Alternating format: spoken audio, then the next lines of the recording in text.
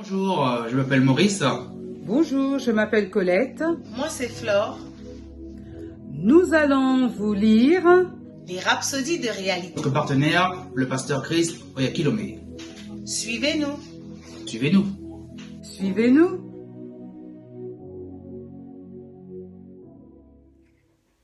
Bonjour, rhapsodie de réalité du pasteur Chris Oyakilome.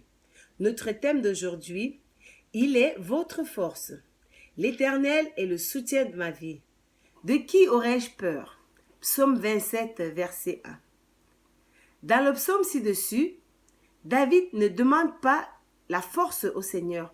Plutôt, il déclare, l'Éternel est le soutien de ma vie. Ceci doit sans cesse être votre confession. Christ est la force de votre vie. S'il est la force de votre vie, vous n'avez pas besoin de lui demander la force. Parce que si vous l'avez, vous avez la force. Il n'a pas simplement la force, il est la force. Alléluia.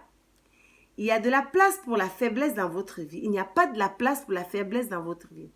L'apôtre Paul, avec cette compréhension, a fait une déclaration extraordinaire dans 2 Corinthiens 12, verset 10. Il nous est dit, « Car quand je suis faible, c'est alors que je suis fort. » Il savait que sa force, c'était le Saint-Esprit demeurant en lui. Pas étonnant qu'il ait dit « Je puis tout par Christ qui me fortifie » dans Philippiens 4, verset 13. Le Saint-Esprit est la source de toute force. Il vit en vous. Par conséquent, ne confessez jamais la faiblesse. Romains 8, verset 26 dit « L'Esprit nous aide dans notre faiblesse. » En d'autres termes, sa force est à votre disposition et prend le relais quand vous pensez que vous êtes au plus bas. Alléluia. Ne priez jamais, « Oh Seigneur, fortifie-moi ». C'est prier inutilement. Quelqu'un peut se demander, qu'y a-t-il de mal à prier en demandant au Seigneur de vous fortifier? Paul n'a-t-il pas prié pour les chrétiens d'Éphèse afin d'être fortifiés dans leur être intérieur par l'Esprit? Dans Éphésiens 3, versets 14 à 16, vous remarquerez que Paul n'a pas fait une prière pour lui-même. Il avait une compréhension différente. De plus, il priait pour que le ministère de l'Esprit soit accompli dans la vie des chrétiens d'Éphèse. Il ne priait pas comme un homme faible, demandant « Oh Dieu, s'il te plaît, fortifie-moi ». Non. La parole a déjà dit « Le Seigneur est votre force ». Cependant, votre rôle est de consciemment et constamment déclarer « Le Seigneur est ma force ». En le disant, vous êtes fortifié. C'est comme prier « Oh, donne-moi plus de puissance ».